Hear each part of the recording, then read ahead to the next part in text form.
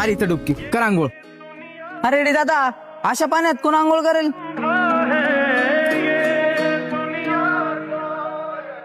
चल इथं आंघोळ करून घे.